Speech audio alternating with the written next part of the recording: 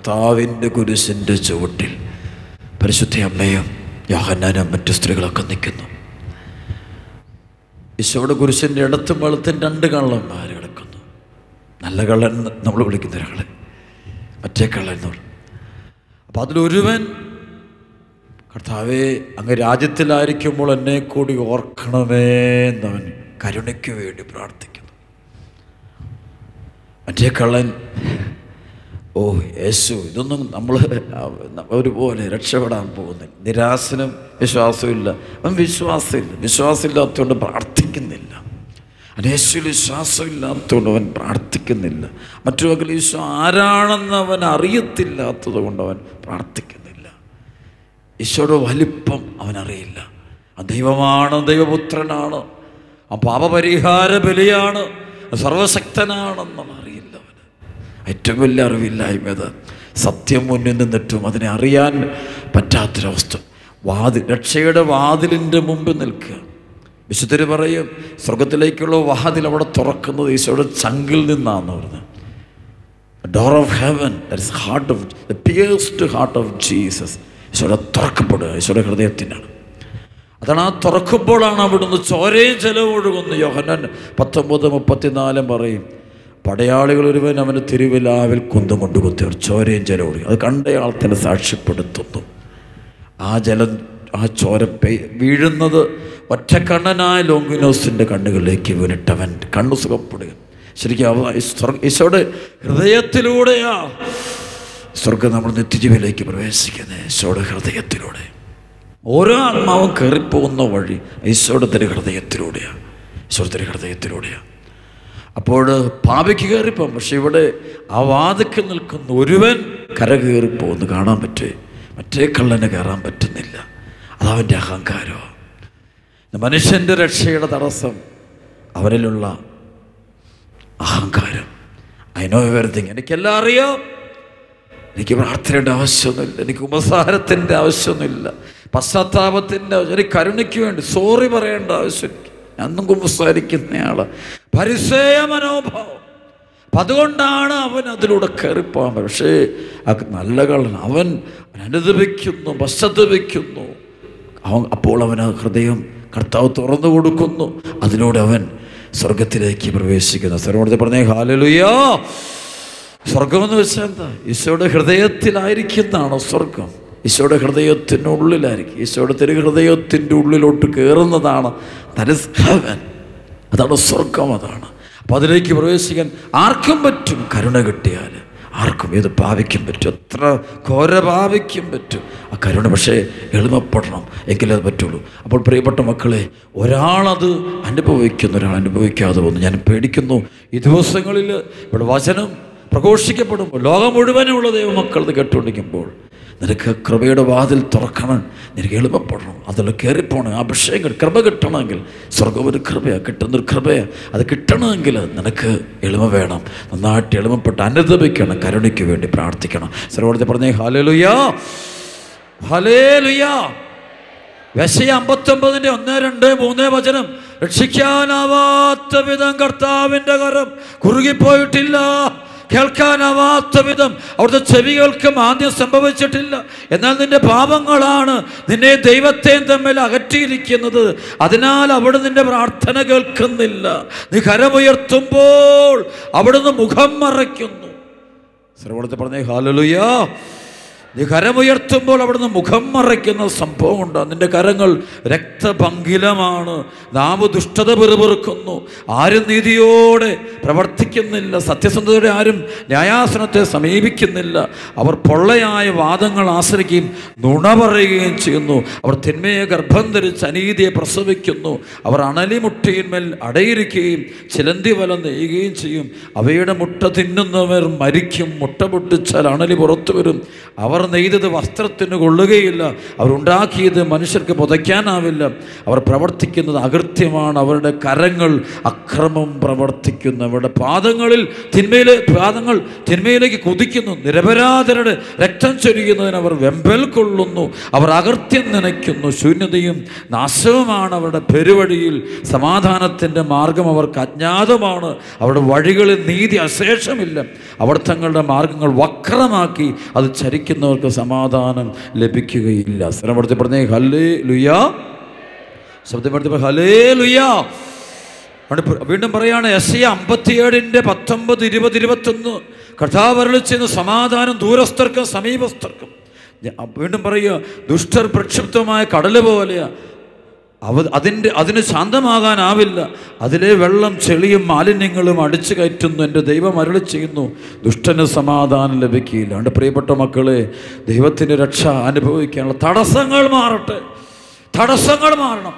ഇന്ന് തന്നെ തടസ്സങ്ങൾ മാറ്റും. ഉള്ളിലെ തിന്മകളെടുത്ത് വെറുപ്പ്, വിദ്വേഷം, അമ്മയോട് അപ്പനോടൊക്കെ വിദ്വേഷമുണ്ടെങ്കിൽ എൻ്റെ മക്കള് കൃപ നമുക്ക് സ്വന്തമാക്കാൻ പറ്റില്ല. യോഹന്നാൻ 11:38-39 വചനം, വലിയ വചനം. യേശു വീണ്ടും നെടുവീർപ്പെട്ടുകൊണ്ട് ശവകുടീരത്തെങ്കിലേക്ക് വന്നു. അതൊരു ഗുഹയായിരുന്നു. അതിന്മേലൊരു കല്ലും വെച്ചിരുന്നു. യേശു പറഞ്ഞു, ആ കല്ലെടുത്ത് മാറ്റുവിൻ. മരിച്ചയാളുടെ സഹോദരിയായ മർത്ത പറഞ്ഞു, കർത്താവേ, ഇപ്പോൾ ദുർഗന്ധമുണ്ടായിരിക്കും. ഇത് 4-ാം ദിവസമാണ്. അതായത് ലാസർ മരിച്ചു. അവനെ അടക്കം ചെയ്തിട്ട് 4 ദിനങ്ങൾ കഴിഞ്ഞു. അവൻ്റെ ശരീരം അഴുകിക്കഴിഞ്ഞിട്ടുണ്ട്. ദുർഗന്ധം വമിക്കും. അപ്പോൾ ഈശോ അവൻ്റെ കല്ലറയുടെ മുമ്പിൽ നിന്ന് ഈശോ കരയുന്നത് കാണാൻ. അതെ, ഈശോയിൽ നിന്ന് അകന്ന് കഴിയുന്ന മക്കളെ കാണുമ്പോൾ ഈശോ കരയുന്നുണ്ട്. ദൈവം കരയുന്നുണ്ട്. ഇന്ന് ആളുകൾ ലോകത്തിൽ ചില അടയാളങ്ങൾ ഉണ്ടായിട്ട് നിൽക്കുന്നുണ്ട്. ഞാൻ കേട്ടിട്ടുണ്ട് ചില ഈശോ മിശിഹായുടെ രൂപങ്ങളിൽ നിന്ന്, കുരിശു രൂപങ്ങളിൽ നിന്നും, അതുപോലെ തന്നെ പരിശുദ്ധ അമ്മയുടെ തിരുസ്വരൂപങ്ങളിൽ നിന്ന് രക്തക്കണ്ണുനീരൊഴുകിയിട്ടുള്ളതൊക്കെ ഞാൻ ചരിത്രത്തിൽ കേട്ടിട്ടുണ്ട്. ഒരുപാട് സംഭവങ്ങൾ ലോകത്തിൽ, ഇന്ത്യയിൽ മാത്രമല്ല, ലോകത്തിൻ്റെ വിവിധ ഭാഗങ്ങളിൽ ഇത്തരം സംഭവങ്ങൾ നടന്നിട്ടുള്ളത് ഞാൻ കേട്ടിട്ടുണ്ട്. ദൈവം കരയുമോ? ദൈവം കരയും. ദൈവം കരയും. മനുഷ്യൻ ദൈവത്തിൽ നിന്ന് അകന്നു കഴിയുമ്പോൾ ദൈവം കരയും. ലാസർ മരിച്ചു കിടക്കുമ്പോൾ ദൈവം കരയുന്നതാണ്. കാരണം അവനെ കിട്ടുന്നില്ല. അവൻ്റെ ഈശോയുടെ കൂടെയില്ല. ഈശോയ്ക്ക് അവൻ്റെ സാന്നിധ്യം കിട്ടുന്നില്ല. ഈശോയ്ക്ക് അവൻ്റെ സ്നേഹം കിട്ടുന്നില്ല. ഈശോയ്ക്ക് അവനെ സ്നേഹിക്കാൻ പറ്റുന്നില്ല. അപ്പം അതിൻ്റെ ഒരു കണ്ണീരുണ്ട്. അതുകൊണ്ടാണ് ബൈബിള് യോഹന്നാൻ സുവിശേഷം, പാപത്തിൽ കഴിയുമ്പോൾ മരിച്ചവനെ പോലെ ഈ കൂട്ടായ്മയിൽ ഇരിക്കുന്ന എത്ര പേർക്ക് പറയാൻ പറ്റും, എൻ്റെ സ്നേഹം ഈശോയ്ക്ക് കിട്ടുന്നുണ്ട്, എൻ്റെ സ്നേഹം ഞാൻ ഈശോയ്ക്ക് കൊടുക്കുന്നുണ്ട്, ഈശോയുടെ സ്നേഹം എനിക്കും കിട്ടുന്നുണ്ട്, എൻ്റെ സ്നേഹം മുഴുവൻ ഞാൻ ഈശോയ്ക്ക് കൊടുക്കുന്നുണ്ട്, എൻ്റെ ഈശോയുടെ സ്നേഹം ഞാൻ ഈശോയെ ഒത്തിരി സ്നേഹിക്കുന്നുണ്ട്. ഇവിടെ ലാസറിൻ്റെ സ്നേഹം ഈശോയ്ക്ക് കിട്ടുന്നില്ല. ഈശോയ്ക്ക് ലാസറിനെ സ്നേഹിക്കാൻ പറ്റും. കാരണം ലാസർ മരിച്ചു കിടക്കുന്നു. ഈശോ സ്നേഹിക്കുന്നു, മരിച്ചു കിടക്കുക. അവൻ കല്ലറയിൽ അടക്കപ്പെട്ടു. 4 ദിനങ്ങൾ കഴിഞ്ഞു. അപ്പോൾ ഈശോ ആ കല്ലറയുടെ മുകളിൽ നിന്ന് കരയുമ്പോൾ അവർ പറഞ്ഞു, നോക്കി, അവൻ അത്രമാത്രം ലാസറിനെ സ്നേഹിച്ചിരുന്നു. അപ്പോൾ ഈശോ അവരോട് പറയുന്നുണ്ട്, ഈ കല്ലറയുടെ കല്ലെടുത്ത് മാറ്റ്. ഉടനെ മർത്ത പറയാ, 4 ദിവസം കഴിഞ്ഞു, കല്ലറ തുറന്ന് ആ ദുർഗന്ധം വരും, അവൻ്റെ ശരീരം അഴുകിക്കഴിഞ്ഞിട്ടുണ്ട്. ഈശോ പറഞ്ഞു, വിശ്വസിച്ചാൽ നീ ദൈവമഹത്വം ദർശിക്കുന്നില്ല, നീ എടുത്ത് മാറ്റ്. അതേ പ്രിയപ്പെട്ട മക്കളെ, ഈശോ കൃപയൊഴുക്കാൻ പോവുക. മരിച്ചവരെ കൃപയൊഴുക്കാൻ ആഗ്രഹിക്കുന്നുണ്ട്. മരിച്ചു കിടക്കുന്ന ലാസറിലേക്ക് ഉയർപ്പിൻ്റെ കൃപ, ഉത്ഥാനത്തിൻ്റെ ശക്തി ഒഴുക്കാൻ കർത്താവ് ആഗ്രഹിക്കുക. പക്ഷേ അതിന് തടസ്സമായിട്ടൊരു സംഭവമുണ്ട്. ഒരു വലിയ പാറ, ഒരു കല്ലവിടെ അതിന് തടസ്സമായിട്ട് നിൽപ്പുണ്ട്. അത് മാറ്റണം. അത് മനുഷ്യന് വെച്ചതാണത്. അതെടുത്ത് മാറ്റണം. അത് ഇവിടുത്തെ പ്രത്യേക ഹല്ലേലൂയ. അത് വലിയ അർത്ഥമുണ്ട്. ഞാൻ ചിലപ്പോൾ ചിന്തിക്കണം, സർവശക്തനായ ദൈവത്തിന് മരിച്ച ലാസറിനെ ഉയർപ്പിക്കാൻ സാധിക്കുന്ന കർത്താവിന് എന്തുകൊണ്ട് ആ കല്ലെടുത്ത് മാറ്റിക്കൂടാ? കർത്താവിനൊരു അത്ഭുതം പൊളിച്ചത്. അത് മുമ്പ് നാം വചനം കേട്ടത് വിശുദ്ധ അഗസ്തീനോസ് പറഞ്ഞു, മനുഷ്യനെ സൃഷ്ടിച്ച ദൈവം, അത് മനുഷ്യനെ കൂടാതെ ദൈവത്തിന് മനുഷ്യനെ രക്ഷിക്കാനാവില്ല. മനുഷ്യൻ്റെ സഹകരണം വേണം. മനുഷ്യൻ ഇടപെടാതെ മനുഷ്യൻ്റെ ഭാഗത്തു നിന്നുള്ള പങ്കാളിത്തം വേണം. എങ്കിൽ മാത്രമേ അവനെ രക്ഷിക്കാൻ പറ്റൂ. നിന്റെ ഭാഗത്ത് നിന്ന് 1% മാനസാന്തരപ്പെട്ടാൽ ബാക്കി 99 ചെയ്യുന്ന സ്നേഹം തന്നെയായ ദൈവമാണ് നമ്മുടെ ദൈവം. അപ്പൊ ലാസറിന്റെ കുഴിമാടത്തിന്റെ മുമ്പിൽ കല്ലെടുത്ത് മാറ്റണം. കർത്താവ് നോക്കി കരഞ്ഞുകൊണ്ടിരിക്കുക. ഈ കരയുന്നത് ഈ കല്ലെടുത്ത് മാറ്റാത്തോണ്ടാ. പാപം മാറ്റാത്തവനെ നോക്കി ദൈവം കരയുവേ. അവിഹിത ബന്ധങ്ങൾ വെട്ടിമുറിച്ച് മാറ്റണത്, ചില ഫോൺ ബന്ധങ്ങളൊക്കെ കളയണത്, അല്ലെങ്കിൽ നീ അഴുകിപ്പോ മോനെ. ഉറപ്പായി ഒത്തിരി മക്കൾ കൃപ ചോർന്നു പോയി. അച്ഛൻ പറഞ്ഞല്ലോ കൃപ കിട്ടണം. അനുദപിക്കുക, അഹങ്കാരം കളഞ്ഞ് എളിമപ്പെട്. യാക്കോബ് ലേഖനം 4-ാം അധ്യായത്തിൻ്റെ 4 മുതൽ 8 വരെയുള്ള വചനം, ലോകത്തോടുള്ള മൈത്രി ദൈവത്തോടുള്ള ശത്രുതയാണെന്ന് നിങ്ങൾക്ക് അറിഞ്ഞുകൂടെ? ആരെല്ലാം ഈ ലോകത്തിൻ്റെ മിത്രമാകാൻ ശ്രമിക്കുന്നു അവർ ആഗ്രഹിക്കുന്നവർ തന്നെ ദൈവത്തിൻ്റെ ശത്രുവാക്കുന്നു. നമ്മൾ നിക്ഷേപിച്ചിരിക്കുന്ന ആത്മാവിനെ ദൈവം അസൂയോടെ അപരക്ഷിക്കുന്നു എന്ന തിരുവെഴുത്ത് വെറുതെയാണെന്ന് വ്രതാണെന്ന് നിങ്ങൾ വിചാരിക്കുന്നു. അവിടുന്ന് കൃപാവരം ചൊരിയുന്നു. അതുകൊണ്ടാണ് ഇങ്ങനെ എഴുതിയിരിക്കുന്നത്, ദൈവം അഹങ്കാരികളെ എതിർക്കുകയും വെളിമയുള്ളവർക്ക് കൃപ കൊടുക്കുകയും ചെയ്യുന്നുണ്ടോ? ഈ കൃപ കൊടുക്കുന്നത് വെളിമയുള്ളവർക്കാ. അവിടെ പറയാം, പിശാചിനെ ചെറുത്ത് നിൽക്കുവിൻ, അപ്പോൾ അവൻ നിങ്ങളിൽ നിന്ന് അകന്നു പോയിക്കോളും. ചെറുത്ത് നിൽക്കണം, നിങ്ങൾ യുദ്ധം ചെയ്ത് നിൽക്കണം. അവിടെ പാപത്തെയും പാപ സാഹചര്യം എടുത്ത് കളയണം. ഇത് മദ്യമൊക്കെ വീട്ടിൽ വെച്ചിരിക്കുന്ന മക്കൾ വീട്ടിൽ ചെന്നിട്ട് അത് പൊട്ടിച്ച് കളയണം. അതുപോലെ വീട്ടിൽ കഞ്ചാവ് വെച്ചിരിക്കുന്ന മക്കൾ അത് കത്തിച്ച് നശിപ്പിച്ച് കളയണം. അതുപോലെ തന്നെ അവിഹിതമായ കൂട്ടുകളം. മക്കളെ, ഈ ലോകം മുഴുവൻ നേടിയാലും നിന്റെ ആത്മാവിനെ നഷ്ടപ്പെടുന്നത് നിനക്ക് എന്ത് പ്രയോജനമാണ്? ഒരു കാര്യം ഓർത്തോണം, ഈ കാലഘട്ടം മരണങ്ങളുടെ കാലഘട്ടം, അപകട മരണങ്ങളുടെ കാലഘട്ടം. ഇതേറെ മരണങ്ങൾ നടക്കുന്നത്, ഇതേറെ മക്കൾ, ചെറുപ്പക്കാർ, കൊച്ചു പിള്ളേരൊക്കെ പെട്ടെന്ന് മരിച്ചു പോവുക. എപ്പോഴാണ് മരണമെന്ന് വരാൻ പോകുമെന്ന് പറയാൻ പറ്റില്ല. മരണം, അതുകൊണ്ട് പാപാവസ്ഥയിൽ നിന്ന് മാറുക, സത്യത്തിൻ്റെ മാർഗത്തിലേക്ക് മാറുക. അതുകൊണ്ട് ചില സമയത്ത് ഭയം ഉണ്ടാകണം. നമുക്ക് ദൈവികമായ ഭയം വേണത്. അതുകൊണ്ട് നമ്മൾ തമാശയായിട്ട് ജീവിതത്തെ കാണരുത്. ഒരുപാട് മക്കൾ തമാശ കളിക്കുക, നിർത്തണം മക്കള്. അതുകൊണ്ട് പാപമെടുത്ത് കളയുക. അതാണ് കല്ലെടുത്ത് മാറ്റുമ്പോൾ കർത്താവിൻ്റെ കൃപ നിന്നിലേക്ക് ഒഴുകപ്പെടും. നീ വെച്ചിരിക്കുന്ന കല്ലുകൾ, നീ വെച്ചിരിക്കുന്ന തടസ്സങ്ങൾ, അഹങ്കാരങ്ങൾ, നിൻ്റെ ഭാര്യയുമായിട്ടുള്ള തെറ്റുകൾ, നിൻ്റെ ഭർത്താവുമായിട്ടുള്ള തെറ്റുകൾ, മക്കളുമായിട്ടുള്ള തെറ്റുകൾ, അപ്പനമ്മയോട് വെറുക്കുന്ന സ്വഭാവങ്ങളൊക്കെ എടുത്ത്. അതുകൊണ്ടാണ് മത്തായിയുടെ സുവിശേഷം 5:23 വചനം, നീ കാഴ്ചയർപ്പിക്കാനായിട്ട് ബലിപീഠത്തിന് അരികെ വരുമ്പോൾ നിന്റെ സഹോദരന് നിന്നോട് എന്തെങ്കിലും വിരോധമുണ്ടെന്നു അവിടെ വെച്ച് ഓർത്താൽ നീ പോയി അവനുമായിട്ട് ലഭ്യതപ്പെടുക. അതിനുശേഷം വലിയ എന്നുവെച്ചാൽ നിന്റെ ഉള്ളിലെ ആ പാറ, ആ വലിയ കല്ലെടുത്ത് മാറ്റണം, എങ്കിലേ നിനക്ക് കൃപയൊഴുകുവാൻ പറ്റുള്ളൂ. സഭ പോലും പറയാം, പരിശുദ്ധ കുർബാന സ്വീകരണത്തെക്കുറിച്ച് വരപ്രസാദ അവസ്ഥയിലേ കുർബാന സ്വീകരിക്കാവുള്ളൂ, മാരക പാപത്തെക്കുറിച്ച് കുർബാന സ്വീകരിക്കരുതെന്നൊക്കെ സഭ പറയുമ്പോൾ അതിൻ്റെ കുഴപ്പം എന്താ? അതായത് മാരക പാപത്തിൽ നിൽക്കുമ്പോൾ കൃപ ഒഴുകില്ല, കൃപ അനുഭവിക്കാനാവില്ല. അതുകൊണ്ട് നിന്റെ ഹൃദയത്തിലെ കല്ലുകൾ, തിന്മകൾ എടുത്ത് കളയണത്. അത് വിദ്വേഷമാകാം, അന്ധവിശ്വാസങ്ങളാകാം, അത് പകയാകാം. കാല് പിടിക്കണം, ക്ഷമ ചോദിക്കണം. ചിലപ്പോൾ നമ്മൾ ആരെല്ലാം പീഡിപ്പിച്ചു അവിടെ കാലേ വീഴണം, മാപ്പ് പറയണം, ക്ഷമ ചോദിക്കും. ഹൃദയം കൊണ്ട് ആദ്യം, അത് ബാഹ്യമായതല്ല, ഹൃദയം കൊണ്ട് നടത്താതെ ബാഹ്യമായ കലാപരിപാടിയും കാര്യമൊന്നുമില്ല. ഭാര്യയും ഭർത്താവും ഭിന്നിച്ചിരിക്കുന്ന കുടുംബങ്ങൾ, ആ കുടുംബങ്ങൾ രക്ഷപ്പെടണമെങ്കിൽ ഭാര്യയും ഭർത്താവും ഒന്നുപോലെ ഹൃദയത്തിലുള്ള വെറുപ്പിൻ്റെ കല്ലെടുത്ത് കളയണമത്. തമ്പുരാനോട് മാപ്പ് പറയണം. ഭർത്താവ് ദൈവത്തിനെതിരെ ചെയ്ത തെറ്റിന് മാപ്പ് പറയണം, ഭാര്യ ദൈവത്തിനെതിരെ ചെയ്ത തെറ്റിന് മാപ്പ് പറയണം. ഭാര്യയും ഭർത്താവും ദൈവത്തോട് മാപ്പ് പറയുമ്പോൾ അവർ തമ്മിൽ പരസ്പരം ഒരുമിച്ച് ജീവിക്കാൻ പറ്റും. ഭാര്യയും ഭർത്താവ് ഒരുമിച്ച് ജീവിക്കാത്തതിന് കാര്യം അങ്ങോട്ടും ഇങ്ങോട്ടും ക്ഷമ പറഞ്ഞിട്ട് കാര്യമൊന്നുമില്ല. ദൈവത്തോട് ക്ഷമ പറ, ദൈവത്തോട് രമ്യതപ്പെടല്ല, ദൈവത്തോടാ മാപ്പ്. കാരണം നമ്മൾ ആർക്കല്ല അതുകൊണ്ട്. അതാണ് വചനം പറയുന്നൊരു വചനമുണ്ട്. അതായത് സങ്കീർത്തനം 51-ാമത്തെ അധ്യായത്തിൽ ദാവീദ് പറയുന്നൊരു പ്രാർത്ഥനയുണ്ട്. സ്ഥിരപ്പെടുത്തി പറഞ്ഞേ ഹല്ലേലൂയ, സ്ഥിരപ്പെടുത്തി ഹല്ലേലൂയ. അത് 3-4 വചനങ്ങൾ. സങ്കീർത്തനം 51:3-4. എൻ്റെ അതിക്രമങ്ങൾ ഞാൻ അറിയുന്നു, എൻ്റെ പാപം എപ്പോഴും എൻ്റെ കൺമുമ്പിലുണ്ട്. അങ്ങേക്ക് മാത്രമെതിരായി ഞാൻ പാപം ചെയ്തു പോയി. അങ്ങയുടെ മുമ്പിൽ ഞാൻ തിന്മ പ്രവർത്തിച്ചു. അതുകൊണ്ട് അങ്ങയുടെ വിധി നിർണയത്തിൽ അങ്ങ് നീതിയുക്തനാണ്. സ്ഥിരപ്പെടുത്തി പറഞ്ഞേ ഹല്ലേലൂയ. അതെങ്ങനെ അങ്ങേക്കെതിരായി? അവൻ ചെയ്തത് ആർക്കെതിരെയാ? ഊറിയ എന്ന് പറയുന്ന ഒരാളെ കൊല്ലുന്നുണ്ട്. ഊറിയയുടെ ഭാര്യയെ രഹസ്യമായിട്ട് അവളുമായിട്ട് പാപം ചെയ്യുന്നുണ്ട്. അവൻ്റെ ശേഷം തിന്മ ചെയ്യുന്നുണ്ട്. അവളെ അങ്ങനെ പാപം ചെയ്യുന്ന ഒരു സംഭവം ഒരുപാടുണ്ട്. ആദ്യം ചെയ്യുന്നത് ഊറിയയുടെ ഭാര്യയെ അവൻ പാപം ചെയ്യുന്നു, അതിനുശേഷം ഊറിയയെ കൊല്ലുന്നു. അങ്ങനെ രഹസ്യമായിട്ട് ഇതെല്ലാം ചെയ്തു. പക്ഷെ ആ ചെയ്തു മുഴുവൻ ദൈവത്തിനെതിരെയാണ്, ഇത് മനുഷ്യർക്കെതിരെയല്ല.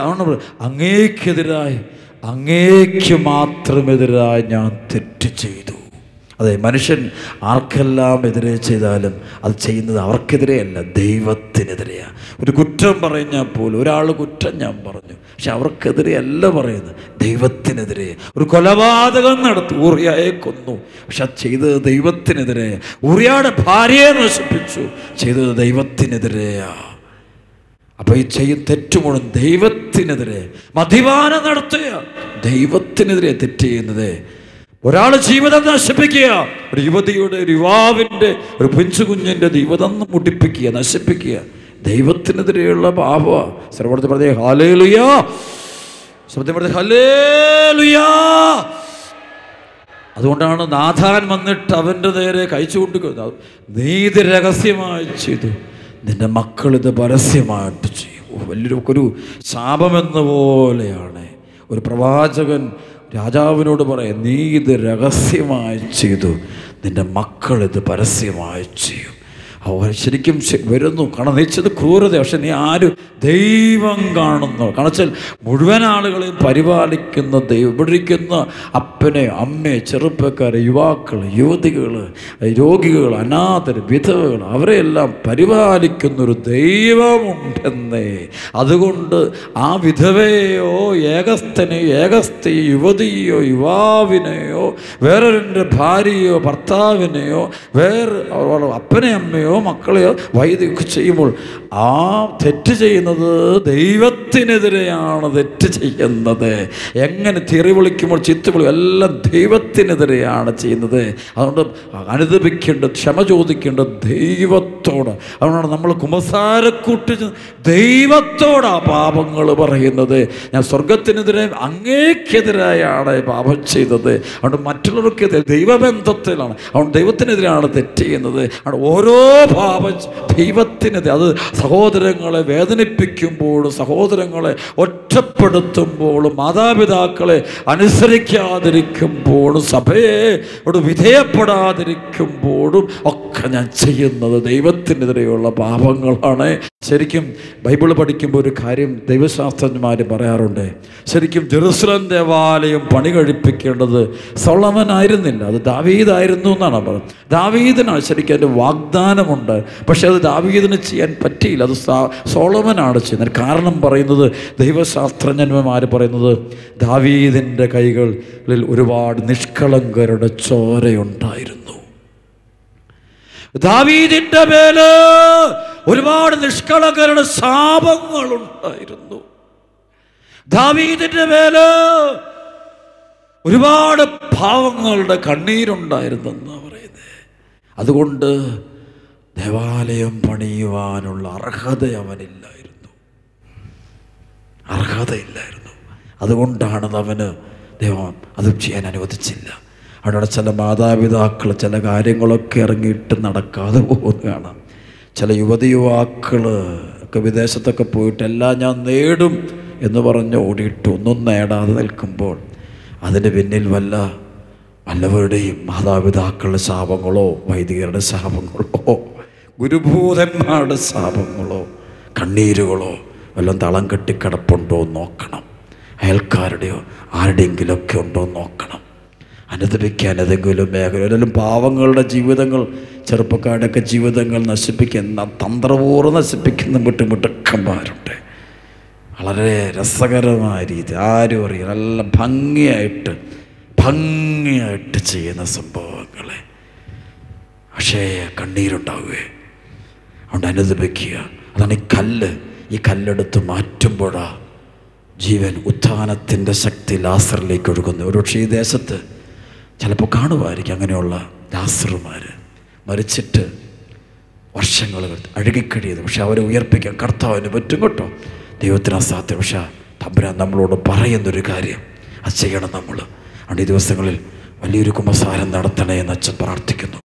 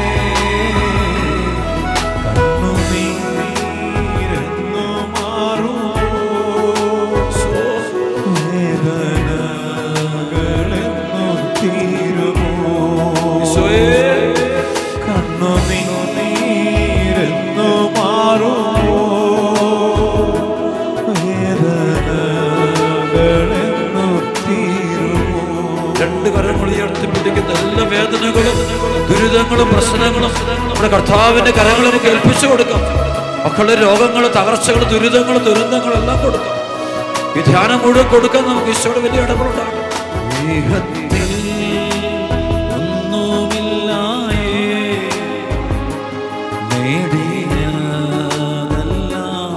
മിഥ്യയേ.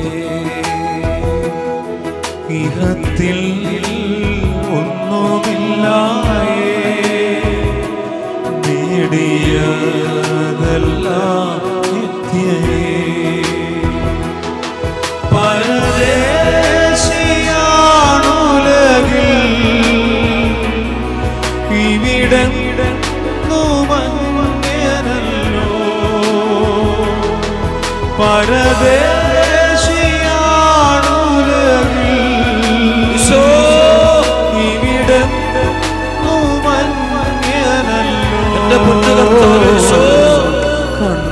കണ്ണുനീരെന്നു മാറുമോ? വേദനിക്കുന്ന കുടുംബങ്ങളും തകർന്ന മക്കളൊക്കെ എത്തിയിട്ടുണ്ട്. ആരോരില്ലാത്ത മക്കൾ എത്തിയിട്ടുണ്ട്. കുടുംബം തകർന്നവരെത്തിയിട്ടുണ്ട്. വിഷമിക്കുന്ന മക്കളുണ്ട്, രോഗികളുണ്ട്. ആരോരുമില്ലാത്തവരെന്നു തീരുമോ? ഒറ്റ വിളി വിളിക്കട്ടെ ഈശോയേ. രണ്ട് കരം ഉയർത്തി വിളിക്കുന്നു, ഉച്ചത്തിൽ വിളിക്കുന്നു.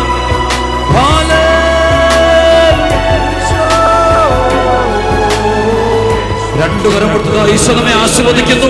മക്കളെ ഈശോ ആശീർവദിക്കുന്ന സമയമോ? കൈകൾ ഉയർത്തി ചങ്കുപൊട്ടി ഈശോയേ